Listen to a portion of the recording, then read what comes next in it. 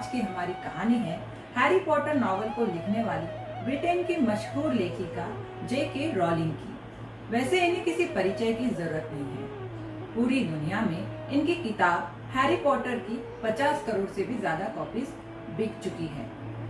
Harry Potter पूरी दुनिया की सेकंड टॉप सेलिंग बुक है और हाँ, हाईएस्ट पेड ऑथर में J.K. रॉलिंग का नाम सबसे पहले आता है। लेकिन रॉलिंग के जीवन में एक समय ऐसा भी आया था जब रॉलिंग काफी डिप्रेशन और तनाव की स्थिति में थी और वे सुसाइड करना चाहती थी। दरअसल रॉलिंग जब 25 साल की थी तब उनकी माँ की डेथ हो गई। उस वक्त रॉलिंग हैरी पॉटर नॉवेल लिख रही थी, मगर माँ की मौत के बाद वे काफी सदमे में थी और उन्होंने नॉवल लिखना बंद कर दिया। फिर कुछ समय बाद उनकी शादी हुई, मगर उनकी बेटी जेसिका के जन्म के महज 4 महीने बाद ही उनके पति ने उन्हें घर से निकाल दिया।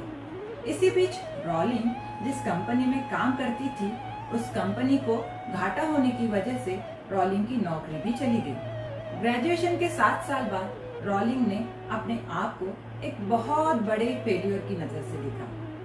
उनकी शादी टूट गई थी, उनके पास ना रहने को घर था, ना ही नौकरी, और अब उन पर एक 4 महीने की बच्ची की जिम्मेदारी भी थी। रॉलिंग एक सिंगल मदर के रूप में अपनी बच्ची जेसिका के साथ बहुत ही संघर्षमय जीवन गुजार रही थी। बेरोजगारी और घर ना होने की वजह से सरकार से मिलने वाली आर्थिक सहायता पर वह अपनी बेटी का पालन पोषण कर रही थी। मगर रॉलिंग एक बहुत ही मेहनती और हिम्मती महिला थी। बचपन से ही उन्हें कहानियां लिखने का शौक था।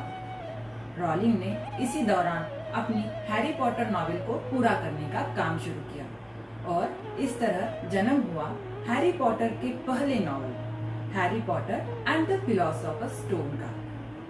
जानते हैं, रॉलिंग के पास उस वक्त इतने पैसे भी नहीं थे कि वे कंप्यूटर खरीद पाती या अपनी 90,000 शब्दों वाली नॉवेल की फोटोकॉपी पर कोई खर्च कर पाती। इसलिए उन्होंने नॉवेल की हर मैन्युस्क्रिप्ट को खुद एक पुराने टाइपराइटर पर टाइप किया और प्रकाशकों को भेजना शुरू किया। लेकिन इसके बाद रॉलिंग के पास एक बहुत बड़ी समस्या आ गई। वह समस्या थी अपनी किताब को छपवाने की। रॉलिंग ने Harry Potter and the philosopher's stone की मैन्युस्क्रिप्ट कई प्रकाशकों को भेजी, लेकिन सबने उसे यह सोचकर रिजेक्ट कर दिया कि बच्चों की काल्पनिक कहानियों में वह दम नहीं होता जो पाठकों को आकर्षित कर सके। 12 प्रकाशकों के द्वारा उनकी नॉवेल को नकार दिया गया, लेकिन रॉलिंग ने हार नहीं मानी और अपनी नॉवेल की मैन्युस्क्रिप्ट प्रकाशकों को भेजती रही। जब रॉलिंग की मैन्युस्क्रिप्ट लंदन के एक छोटे से ब्लूम्सबरी पब्लिशिंग हाउस गई, तो वहां के चेयरमैन ने इस नॉवेल का पहला चैप्टर अपनी 8 साल की बेटी को पढ़ने के लिए दिया।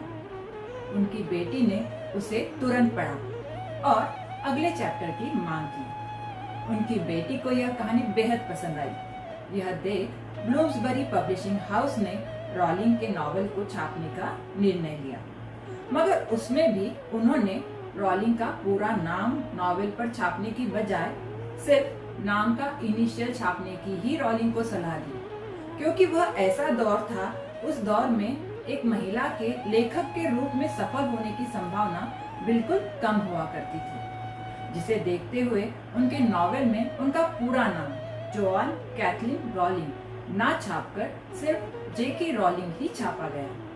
1997 में उनका novel Harry Potter and the philosopher's stone छपकर बाजार में आया और उसने पूरी दुनिया में धूम मचा दी। इसके बाद J.K. रॉलिंग ने हैरी पॉटर के बाकी 6 भाग भी लिखे, जो प्रकाशित होते ही हाथों हाथ बिक गए। इस तरह हैरी पॉटर दुनिया की सबसे ज्यादा बिकने वाली नॉवेल बन गई।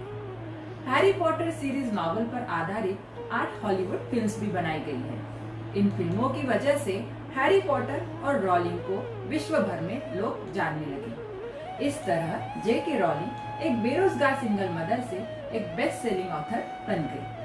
पर यह कमाल एक रात में नहीं हुआ। उन्होंने काफी सारे रिजेक्शंस फेस किए, पर फिर भी आगे बढ़ती रही। आखिरकार उनका काम ही उनकी पहचान बना। तो दोस्तों, अगर आपका भी कोई सपना है जो आपको अपनी पहुंच से बहुत दूर लग रहा है, तो निराश मत होइए। पूरी मेहनत कीजिए और खुद पर विश्वास रखिए। सफलता खुद आपके पास चलकर आएगी। रॉलिंग के जीवन की कहानी हमें मुश्किलों में भी हौसला बनाए रखने की सीख देती है। तमाम दुखों को सहते हुए अगर हम अपने रचनात्मक कार्य में लगे रहे, तो एक न एक दिन हम जरूर सफल होंगे। आपको रॉलिंग की यह कहानी कैसे लगी, हमें कमेंट में जरूर बताएं। ऐसे ही और वीडियोस देखने के लिए हमारे चैनल यस इंडिया कैन को सब्सक्राइब करना ना भूलें। मैं सरिता आपसे फिर मिलूंगी, तब तक के लिए नमस्कार।